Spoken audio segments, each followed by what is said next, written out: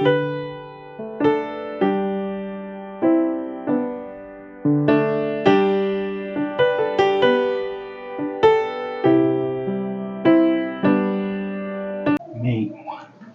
Bom dia, paz do Senhor a todos. Amém. Hoje nós vamos estudar um outro salmo de Davi, é o Salmo 27. Amém? É um salmo, acredito que um dos mais lidos, né? E um salmo bem importante na vida de todo cristão, né? Eu penso que é um salmo que quando você pensa, não sei vocês, né? Como é a vida, como foi a vida de vocês, mas durante a minha vida esse salmo foi refrigério durante muitos momentos. Inclusive nós cantamos um louvor que é um dos louvores que marcam a minha história como cristão. Inclusive, como a Rebeca disse hoje, né? Muitas vezes a gente está lendo a Bíblia, está orando, e tem muito crente, tem muito cristão que assim fica naquela, o meu ministério é louvor, meu ministério é oração, meu ministério é palavra. Mas amados, o verdadeiro crente, o ministério dele é ser crente. E para você ser crente, você precisa ter palavra, oração e louvor. Ah, mas eu não gosto de cantar. Deus não me chamou para fazer o que eu gosto. Deus me chamou para fazer o que é necessário. Tinha uma irmã lá em Suzano que ela odiava cantar. Eu dizia para ela: o dia que você quiser ofertar algo que tenha valor de verdade na sua vida para Deus, prepara um louvor e canta. Esquece se vão gostar. Ah, mas eu tenho voz com você, José. Não, esquece se vão gostar, se não vão gostar. Pensa que Deus certamente vai gostar. A gente pensa nas coisas muito em relação às pessoas com quem a gente convive. A vida cristã precisa ser vivida não com relação às pessoas com quem você vive. Precisa ser vivida em relação a Cristo, com quem você está 100% do tempo. Olha, a minha mãe é a pessoa mais importante da minha vida. Ao meu pai é a pessoa mais importante da minha vida. Ao meu marido, ao meu filho é a pessoa mais importante da minha vida. Mas uma coisa que você precisa entender, e isso Davi vem mostrar através desse salmo para todos nós, é que assim, a única pessoa que sempre vai estar do seu lado, independente da circunstância da vida, é Deus. Ainda que você não perceba, Ele está lá. Ainda que você não sinta, Ele está lá. Ainda que você ache que Ele não te escute, Ele te escuta. Porque nós temos a mania de pensar assim: quando eu estou falando com a pessoa, a pessoa precisa fazer o quê para eu entender que ela está me ouvindo? Ela precisa prestar atenção em mim. É engraçado, né? Nós exigimos isso normalmente, nós não gostamos que façam isso conosco. Mas quando Deus está falando, nós às vezes não estamos nem aí. Mas o que nós fazemos com Deus, Deus não faz conosco. Porque a palavra deixa uma coisa bem clara para nós. Ainda que sejamos infiéis, Ele permanece. Deus é Deus.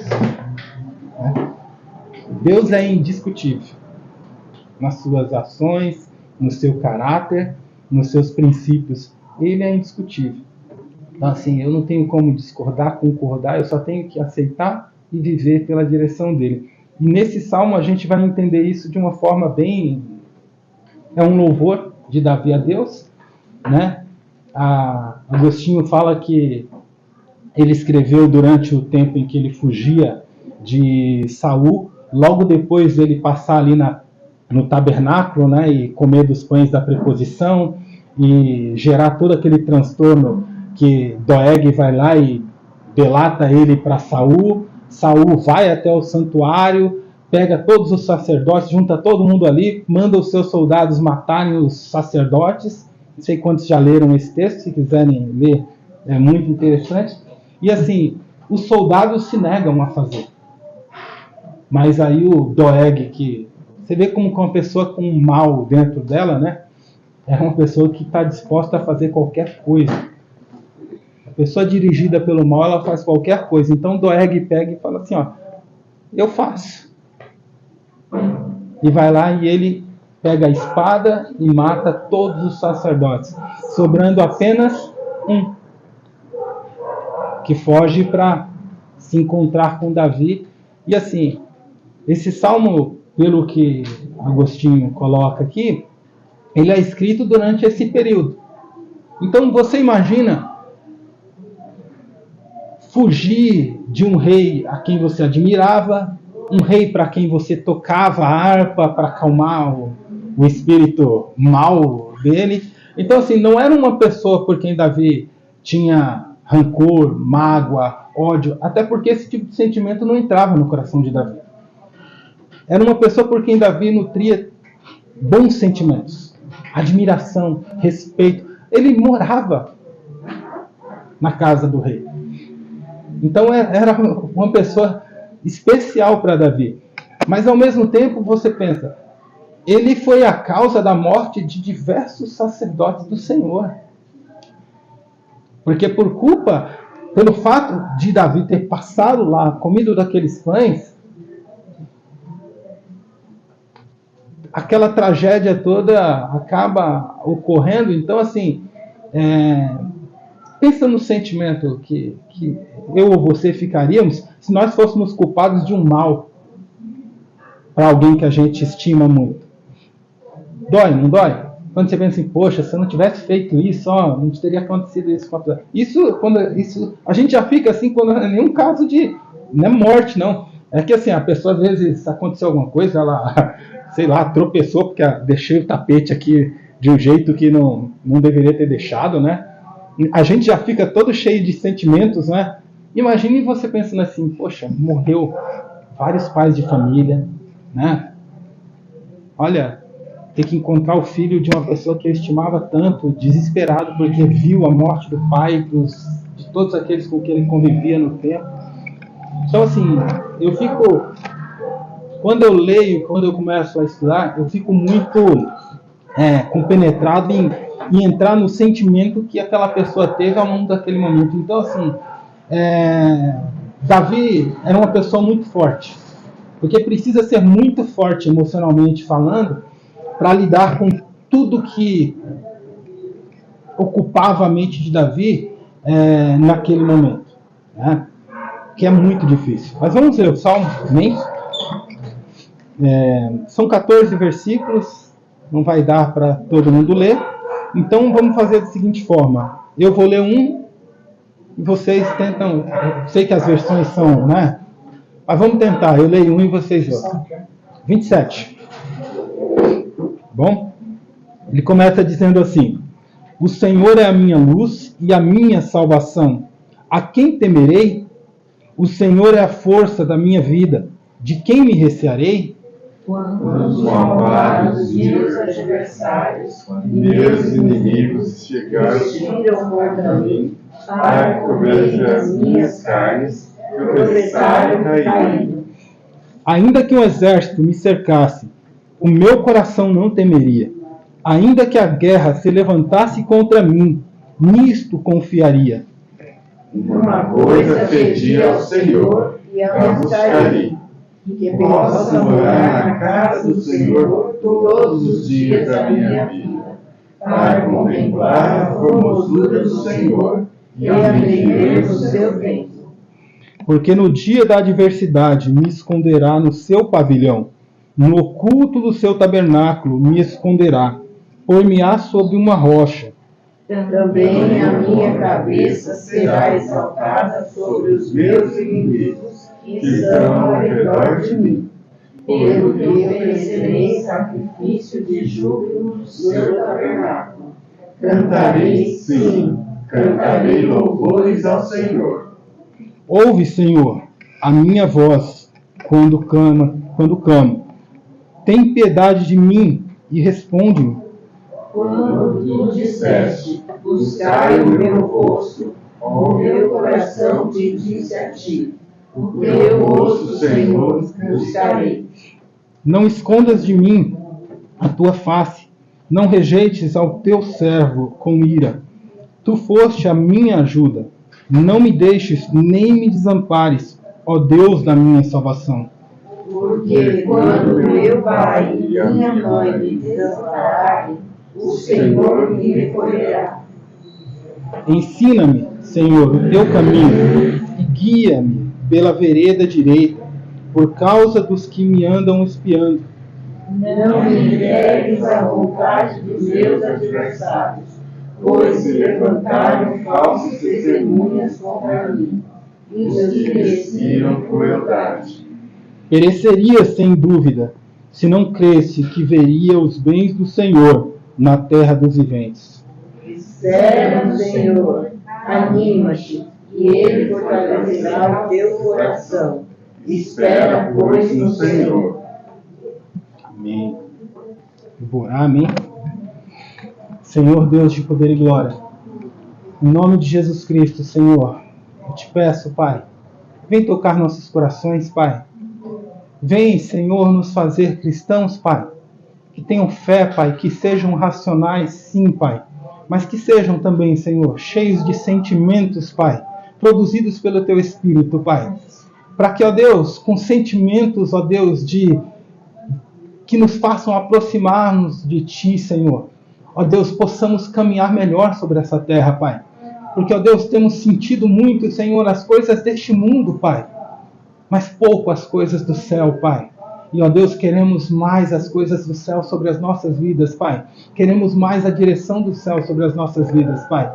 Então, ó Deus, venha nos fortalecer, venha nos acordar, Pai, venha nos despertar, Pai, para vivermos uma vida, Senhor, de mais alegria, Senhor, na Tua presença, Pai. De mais intensidade espiritual na Tua presença, eu te peço em nome de Jesus, Pai. Amém, Senhor. Mas, como eu estava dizendo, eu penso que é muito difícil, né? Desde o dia... por exemplo, eu consegui um emprego recentemente, larguei um emprego para mudar para um outro emprego, que é lá no Hospital Albert Einstein. E, assim, eu até vou falar um pouco mais disso no culto à noite, mas, assim, era para eu começar dia 20 do mês passado. Aconteceu um problema, eu vou começar agora segunda-feira. Mas, assim, me avisaram, ó, prorrogou o prazo de início seu, por conta de um problema que aconteceu interno aqui, mas não me disseram quando que eu ia começar. Aí, assim, como que fica o nosso coração quando tem incerteza? Não é nem por conta disso, né, do desempregado, porque já é que, assim, você fica sem saber quando, você fica perguntando para a pessoa, o que eu faço? Passa uma semana, passa duas, ninguém te fala nada. Tipo, não me dão estamos com problema ainda, mas estamos resolvendo. Tipo, para você ficar tranquilo. Não, simplesmente some. Não faz nenhum contato mais. Aí, quando foi quinta-feira agora, mandou mensagem. Vai começar dia 17. Mas assim, eu fiquei 20 e poucos dias sem contato nenhum. O que fica no coração da gente? Fica aquela ansiedade, aquela preocupação. Por quê? Porque você fica sem saber o que vai acontecer, né? Mas também quando você sabe de algumas coisas, como é o caso de Davi aqui, você também fica desesperado. Porque pensa comigo, ó, você sabe que aconteceu um problema com alguém importante para você. A primeira ação que você quer é o quê? É correr até lá para se inteirar do que aconteceu e tentar dar o máximo de apoio que você puder. Mas não, Davi, aconteceu algo terrível antes dele escrever esse salmo, que foi a morte desses sacerdotes, pessoas que eram queridas para ele, e ele sequer podia voltar para poder ir lá e falar assim, olha, eu sinto muito. Dizer para as famílias, olha, eu sinto muito. Não tenho oportunidade de voltar. Então, assim, num período de vida de Davi extremamente turbulento, né, de perseguição, sabe? Não era uma perseguição assim que... eu me escondo ali e tá tudo simples, né? Não, ele estava fugindo com um povo grande. Tinha ali, com certeza, mais de 600 pessoas. Então, assim, não é fácil de você se esconder de um exército. E ainda mais o exército do rei. louco atrás de você por conta de uma inveja, de um ressentimento que não tinha nem, de certa forma, fundamento, né? Mas assim, ele fugia. E todos os dias ele padecia e tinha que procurar se preocupar com a alimentação daquele povo, com água para aquele povo, com todas as circunstâncias que envolve você estar em...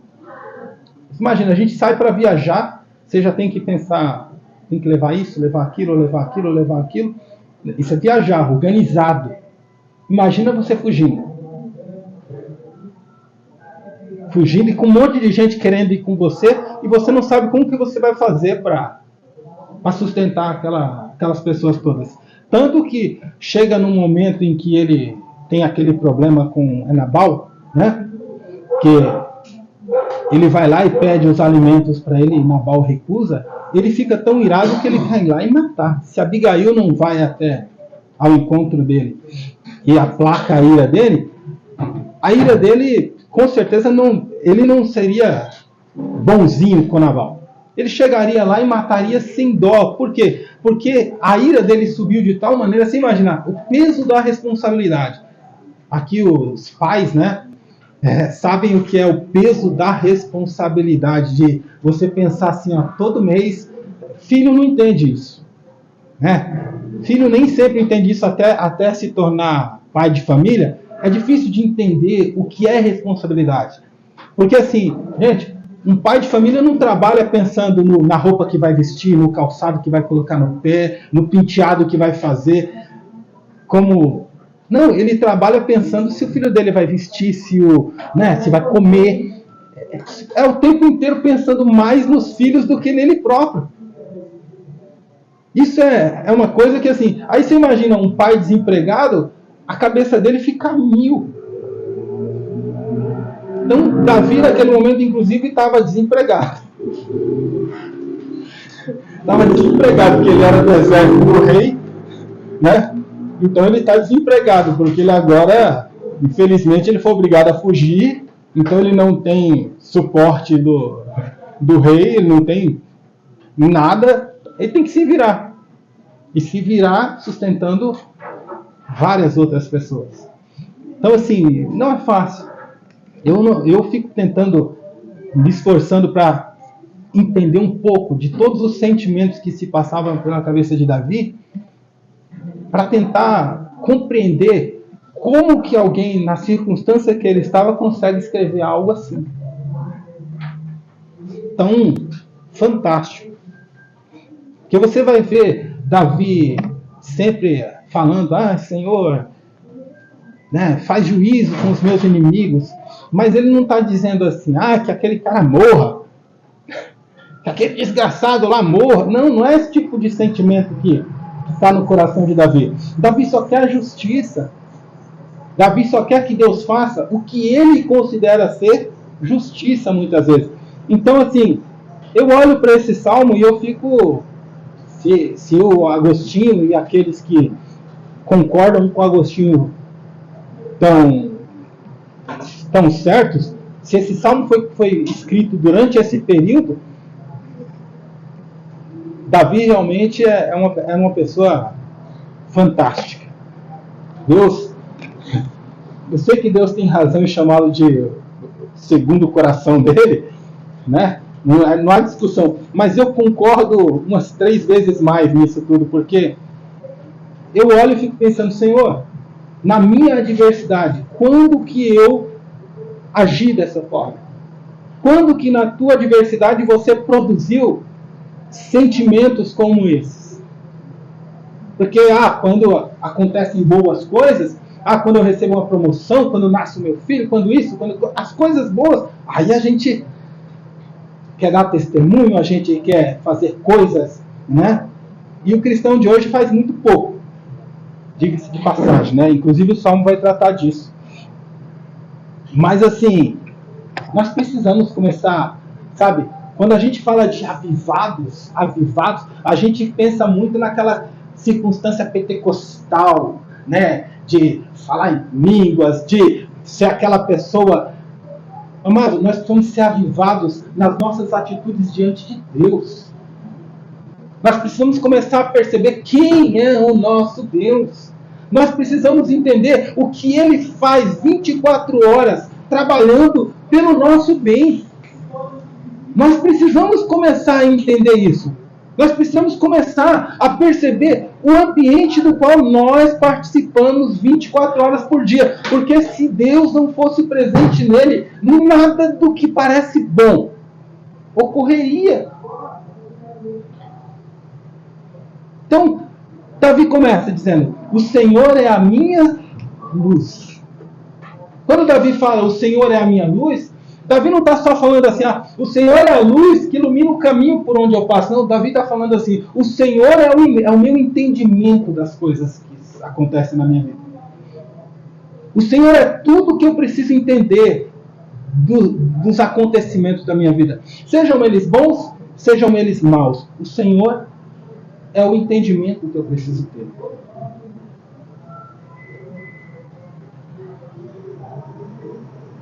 E a minha salvação.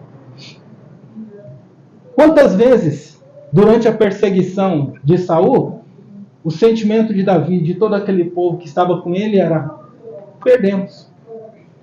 Tudo acabou agora. Mas de uma forma maravilhosa, miraculosa, Deus dava o escape. A minha salvação, o meu escape. Meus amados, se você crê em Deus, de verdade, se você confia nele, se você espera nele, você pode escrever se você quiser. Nunca na sua vida você vai se sentir desamparado.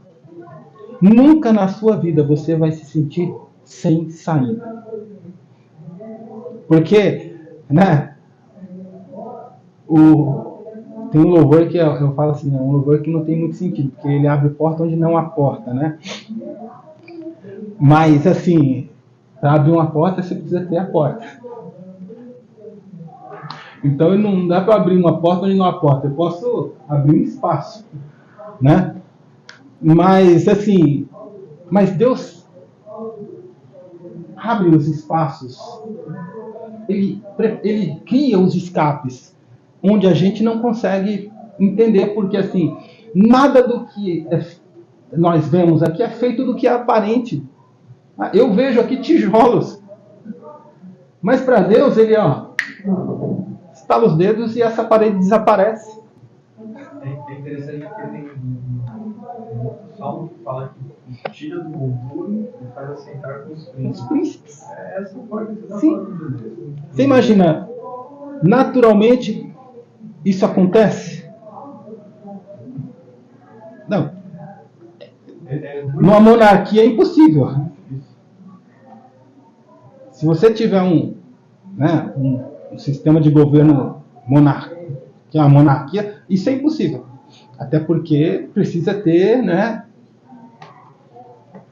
Então, assim, hoje, se o Brasil decidisse, vamos voltar à monarquia, já tem as pessoas certas que teriam que ocupar esses lugares.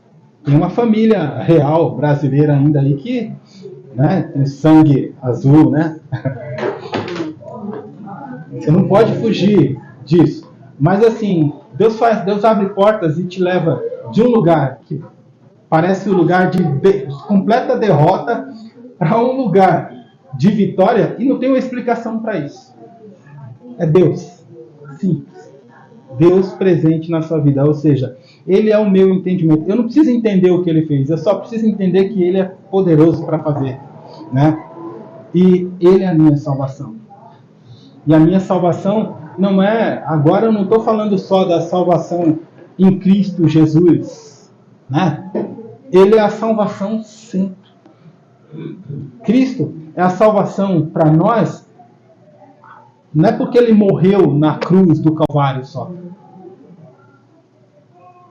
Desde o Egito, lá, ele já era a nossa salvação. Quando ele chamou Abraão, ele já era a nossa salvação. Lá no Éden, ele já era a nossa salvação, porque ele é o descendente que pisa a cabeça da serpente. Então, assim, a gente vai olhando e vai vendo que a Bíblia, ela vai se completando, né? Uma coisa que eu acho maravilhosa na Bíblia é isso. Nada fica desconectado. Quando você lê ela de capa a capa, algumas vezes, né, que é o meu caso, você começa a perceber essa interação da Bíblia num todo.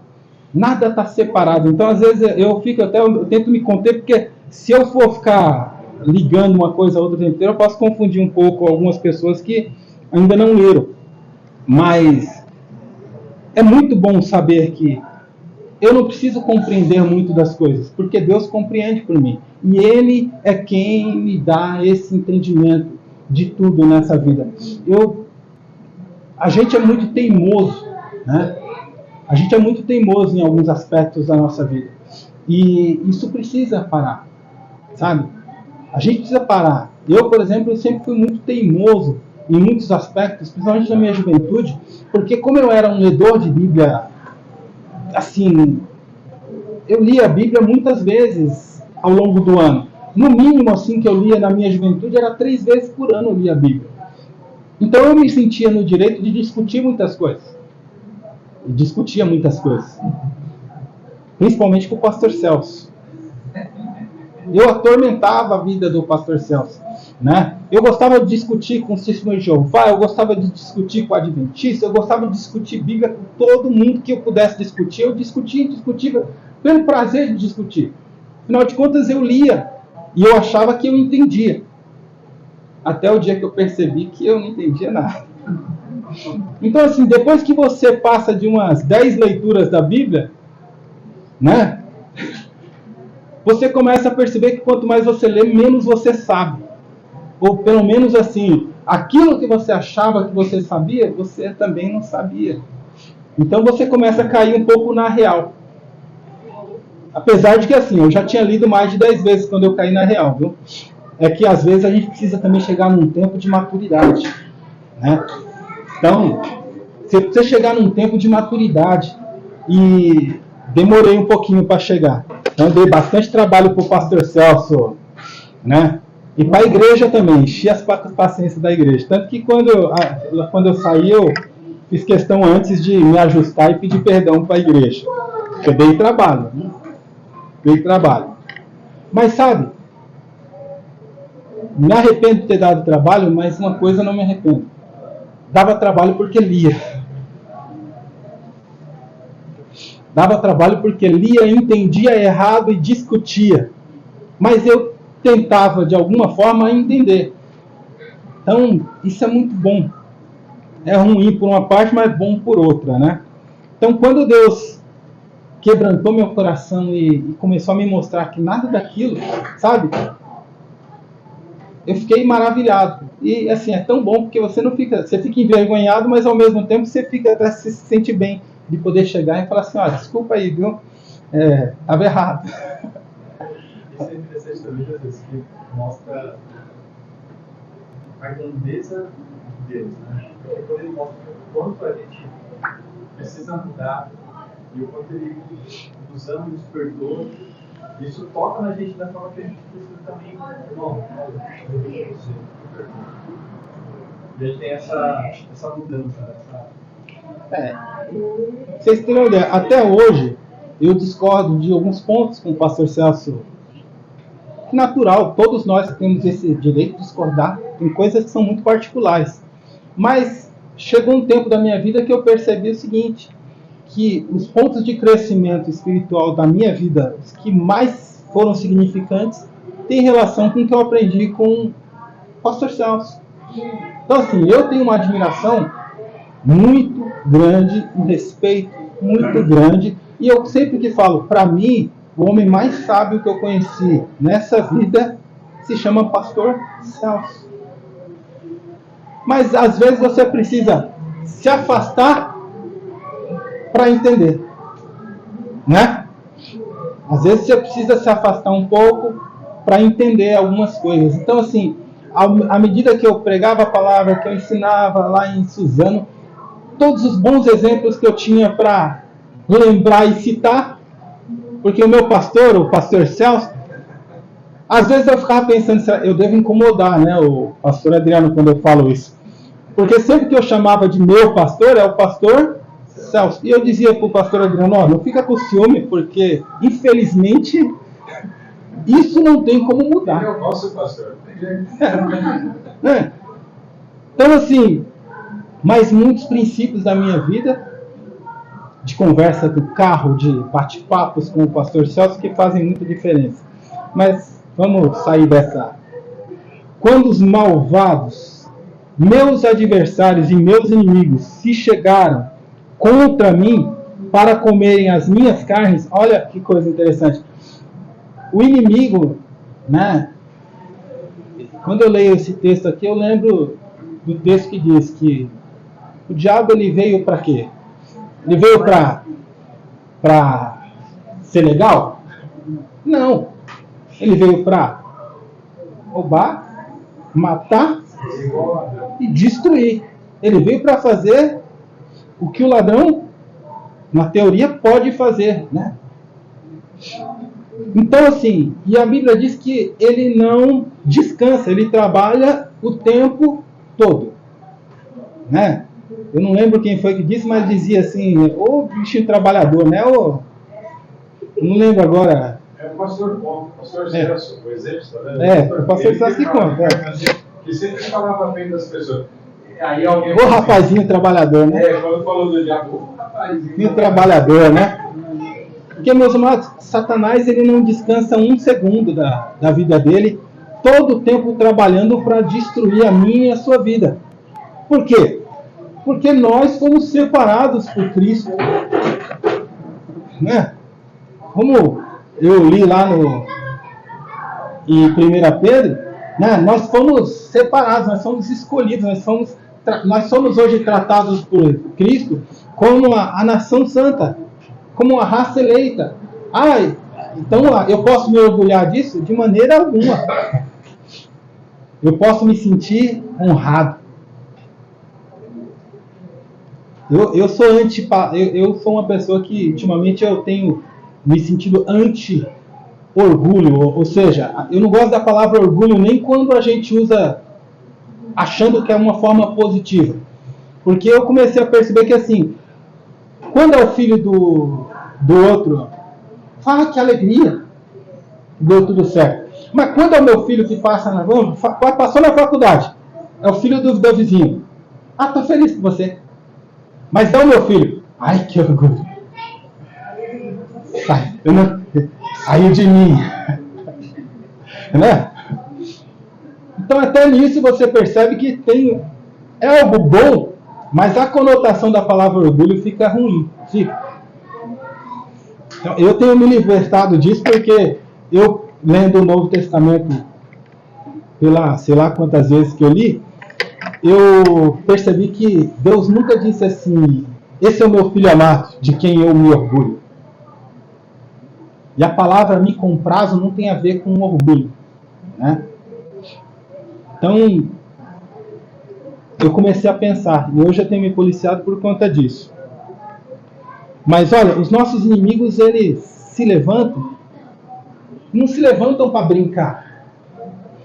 E eles intentam e preparam todo tipo de mal. Mas o que acontece? O texto diz que tropeçaram e... Calma aí, quem fez eles tropeçar? Para cair. Não fui eu. A maioria das vezes, meus amados, você nem toma ciência do que os seus inimigos preparam contra você. Tem pessoas que batem nas suas costas e que você ama, que você admira, e que querem o teu mal, e que trabalham todo o tempo para o teu mal. E aí eles trabalham e tudo dá errado. Por quê? Porque Jesus garantiu para você que toda ferramenta preparada contra você não prosperará. Então assim, o mal nunca prospera contra aqueles que confiam e esperam em Deus. É muito simples entender isso. O mal nunca prospera. Então assim, tudo que os seus inimigos preparam e falam, dessa vez vai dar certo, dessa vez não vai, agora sim, agora eu vou conseguir. Parece como que é o nome daquele lá, do Papaléguas lá, né, do Coyote, né? Elabora, meu filho. É exatamente isso. Por quê? Porque nós estamos guardados, né, por um Deus que não deixa nada de mal prosperar contra nós. Porque aquilo que nós achamos que parece mal é um propósito de Deus para nos ensinar alguma coisa. Porque o verdadeiro mal que o inimigo gostaria de nos acometer com ele, não chega a nós. Não chega a nós. Tropeça e desaba no chão. Glórias a Deus por isso. Ainda que um exército me cercasse, o meu coração não temeria. Ainda que a guerra se levantasse contra mim, nisto confiaria. Esse versículo aqui eu lembro de Eliseu. Sei quantos de vocês lembram de Eliseu, mas tá lá os sírios preparando a guerra contra Israel, e aí eles criam uma estratégia, Deus revela para Eliseu, Eliseu vai lá e fala para o exército de Israel, e dá errado. E aí outra, o que está acontecendo? O rei pergunta, né? É que eles têm lá um profeta lá, então pega aí os carros, pega o exército, pega tudo e vai lá e acaba com esse profeta. Eliseu está lá dentro da casa dele, é de manhã. Aí Geazi sai, vê tudo aquilo e as pernas já começam a tremer, o desespero toma conta dele. E aí ele entra, Senhor. Eliseu nem se abala. Só fala, fica calmo aí, rapaz, tá tudo bem. Aí ora e fala assim, abre os olhos desse rapazinho, por favor. Faz ele perceber que tá tudo bem. Tranquiliza ele aí. E aí abre-se os olhos de Geazi e ele vê o exército celestial. É assim a minha vida e a sua. Interessante. E fechou os olhos do outro exército. Do outro exército. E é incrível. Isso é incrível. Porque assim, quando fecha os olhos do outro exército, Eliseu poderia dizer assim, vem o exército de Israel e mata todo mundo. Não, ele pega e conduz aquele exército de cegos para o meio do exército de Israel, fala, alimenta todo mundo e depois libera eles em paz. O inimigo vem para te destruir, para te matar, mas você não, meus amados, eu não tenho nada a ver com o inimigo. Eu não tenho nada contra o diabo. Deus não me mandou me levantar e guerrear contra o diabo. Deus mandou eu resistir ao diabo. E ele foge de mim. Quem guerreia contra o diabo no tempo devido é Deus. Eu vejo gente pensando assim, eu tenho que defender a igreja do Senhor. Eu não tenho que defender igreja nenhuma. Eu tenho que pregar o evangelho. Quem defende a igreja do Senhor é o próprio Senhor da igreja. Não sou o defensor da igreja. Eu sou o pregador das boas novas. Não fui chamado para defender a igreja, para ficar brigando na internet, para ficar indo para o Congresso Nacional, para ficar participando. Eu fui chamado para pregar um evangelho. É só isso. Você não vai ver. Quem defende a igreja é o próprio Cristo. E ele já é vitorioso quanto a isso. Não precisa ficar preocupado em defender o que já venceu. Já somos mais do que vencedores. Então assim, porque isso, aquilo está acontecendo, está entrando isso na igreja, está acontecendo aquilo na igreja. A verdadeira igreja do Senhor está bem guardada e defendida. Só se preocupe em fazer parte dela. Só se preocupe em fazer parte dela. Os que estão dizendo que estão querendo defender a igreja do Senhor estão defendendo placa, estão defendendo patrimônio, estão defendendo status, estão defendendo fama, não estão defendendo nada de igreja do Senhor, estão defendendo apenas eles próprios, os seus próprios interesses, porque da verdadeira igreja do Senhor, o próprio Senhor da igreja cuida. Se ele defende você, se ele tem um exército celestial inteiro para guardar você, imagina a igreja dele, a igreja que ele vai levar para morar no céu. Né? Uma coisa pedi ao Senhor e a buscarei. Versículo 4 começa a relatar.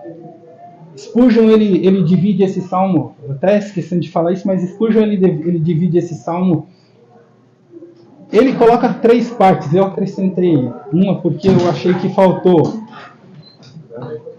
uma. Mas ele divide esse salmo assim.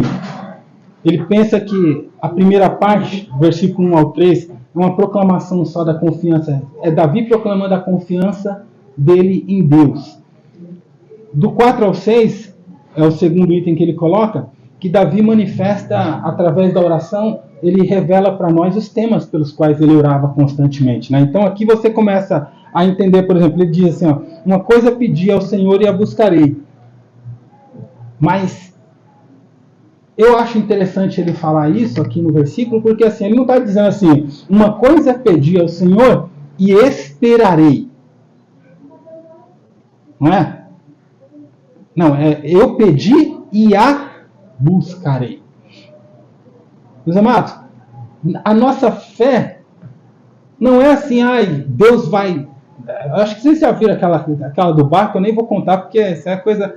Eu falo sempre para o pastor Adão lá, Suzano, é coisa de velho. Ele fica repetindo as histórias sempre, né? Mas no barquinho lá que o cara passa, né? E vem salvar ele, não, estou esperando em Deus. E vem outro, estou esperando em Deus. No final ele morre assim, eu estava esperando o Senhor em nada, eu mandei 3, né? E você não quis. Mas assim, eu não posso só pedir. Eu preciso buscar fazer acontecer. Se há algo de Deus para a tua vida, eu quero, sei lá, ser professora de escola dominical. Eu oro a Deus e peço isso. Mas eu fico sentado. A palavra de Deus diz que aquele que está comprometido em ensinar, dedique-se ao ensino. Então, assim, o que você faz quando você quer ocupar um cargo em algum lugar? Você se prepara antes para aquilo. As traduções falam desse aí, ainda mais pelo ensino, porque tem tradução. Quem ensina haja dedicação ao ensino. Outras traduções falam espere e não fazer. É a mesma coisa, pedir e buscar. Buscar, é pedir e agir. Então, assim, eu quero ser advogado. Quero ser advogado, viu? Me coloca aí como advogado. Não, tem que estudar. Os anos de faculdade tem que passar na OAB lá, né? Então, assim, na prova... É isso, OAB, né? OAB. Então, você tem que fazer todo... Aí você faz os anos de faculdade, não passa lá na prova da OAB, também não acaba não tendo muita validade. Então, assim, ou você se esforça muito, ou nada feito. Ou você se prepara para ocupar aquilo, porque assim, hoje a gente fala assim, tem um monte de gente que estudou e não consegue fazer aquilo que estudou. Talvez também não tenham se esforçado tanto. Muitos, infelizmente, é porque não se esforçaram tanto quanto deveria. Então, assim, coisas espirituais, meus amados, exigem esforço também. Não dá para eu pensar assim, eu quero ter uma vida de oração e não oro. Eu quero ser um leitor da palavra de Deus para pregar a palavra, mas eu não leio. Porque Deus usa até o jumento. Desculpe. Deus usa até o jumento. Mas porque não tinha ninguém preparado ali, além do jumento. Então, quando tem só o jumento, como Deus disse, ele pode suscitar, das pedras, ele pode suscitar filhos a Abraão. Ele pode tudo que ele quiser. Mas ele também quer deixar claro para mim e para você que assim, que se você se preparar, que se você correr atrás, que se você se ajustar para ser útil, se você for um instrumento útil, ele te achando como um instrumento útil, ele te pega na mão e te usa. Então eu tenho que estar preparado para ser usado. Não adianta eu só querer, eu preciso me preparar para isso.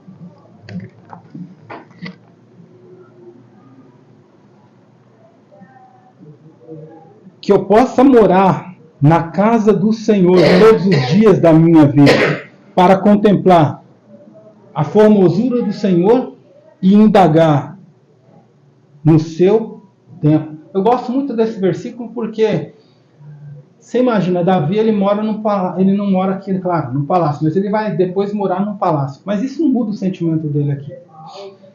Ele continua querendo morar na casa do Senhor. E Davi era uma das pessoas que mais frequentavam a tenda. Né? Davi, ele gostava de orar lá na tenda. Depois, né, ele tem o seu... Ele estabelece um lugar. Então, ele gostava de estar ali no espaço onde as pessoas podiam estar e orar e estar em contato com Deus. Ali era o melhor contato de Davi com Deus. Era no templo. O que nós podemos chamar de templo. Hoje, muitas vezes nós frequentamos a igreja por um pouco de obrigação.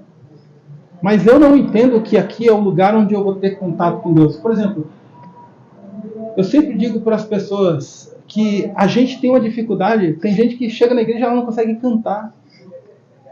Poxa, você não está cantando para você mesmo, você não está cantando para mim, você não está cantando para a pessoa que está te ouvindo ali do lado. Você está aqui para perder a vergonha, porque eu não estou aqui para adorar e para agradar o pastor Celso, o pastor Cláudio, o irmão do lado. Eu não quero saber se ele gosta da minha voz, se ele não gosta. Eu estou aqui para abrir a minha boca e ser tudo que eu não sou a semana inteira. Lá eu não gosto de cantar? Pois aqui eu vou cantar, porque aqui é para Deus. E Deus merece de mim o que eu não ofereço para qualquer um. Você me falar, canta ali para... Não canto. Mas adora a Deus? Adoro. Quando eu canto para adorar a Deus. Então, quando eu estou na minha casa, eu gosto de cantar.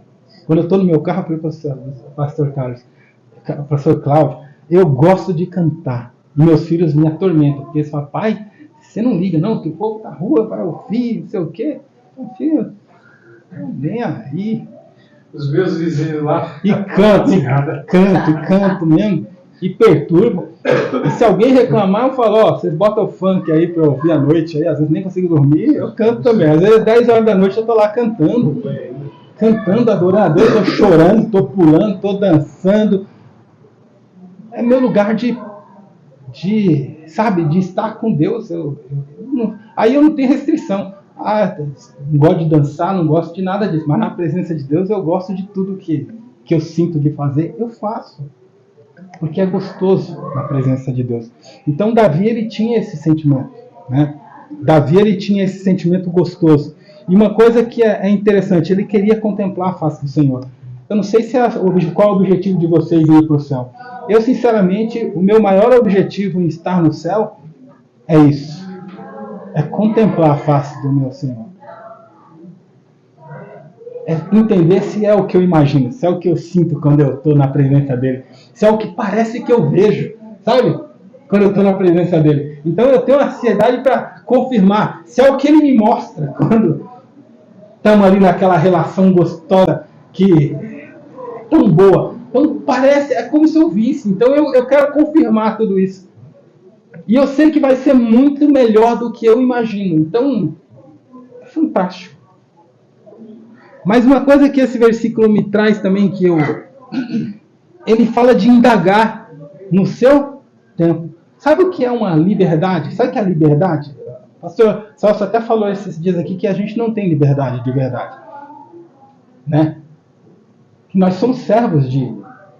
Eu escolhi ser servo de Deus. Eu escolhi servir a Deus. Então, eu não posso me dar determinadas liberdades. Mas o que é a liberdade também, se eu for pensar? Se a liberdade é o que os homens do mundo fazem, eu também não enxergo como uma verdadeira liberdade. Mas sabe o que é a liberdade maior para mim? É essa que nós temos com Deus. Hoje eu posso falar o que eu quiser para Deus. Que Deus me ouve, me corrige muitas vezes, como corrigiu Jó. Mas Ele não me condena. Ele não me... E assim, eu vou chegar lá no céu, eu vou poder indagar.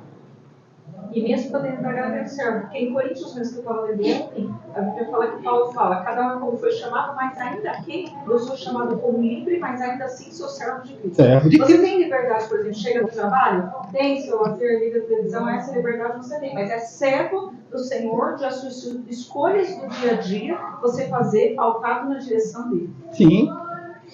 Mas é uma indagação que assim, eu fico imaginando quantas dúvidas a gente tem. Muitas. Você vai chegar lá, você pode perguntar tudo. tudo para Ele.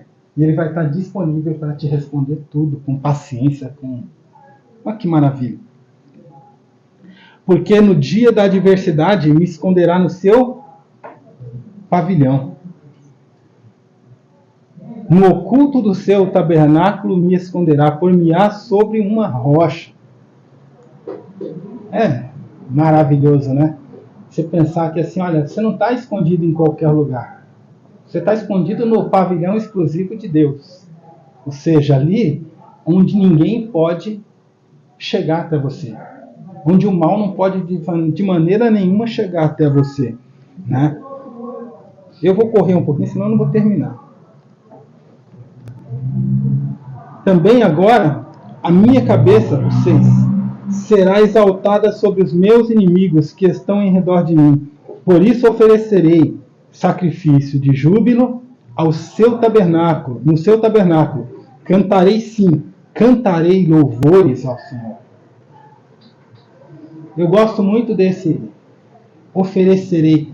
Meus amados, antigamente a gente recebia alguma coisa de Deus, a gente tinha uma vivência espiritual com Deus e a gente queria testemunhar.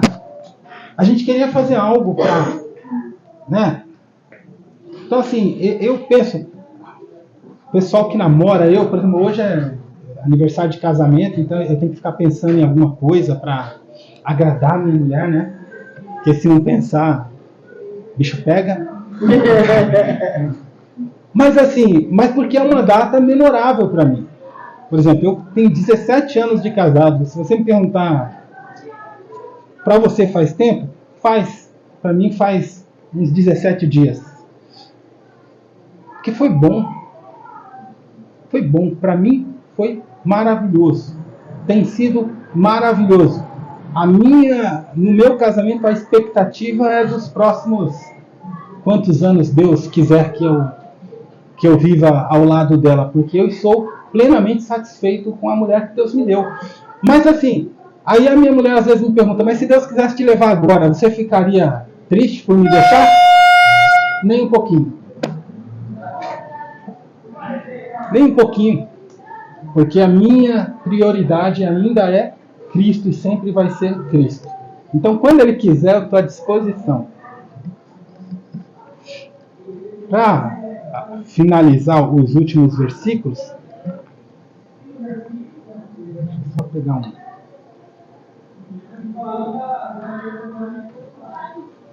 No versículo de 7 ao 12, ele reconhece a importância da fé em sua oração. Ou seja, meus amados, uma oração sem uma fé plena, né? A gente pega aqui os próximos versículos.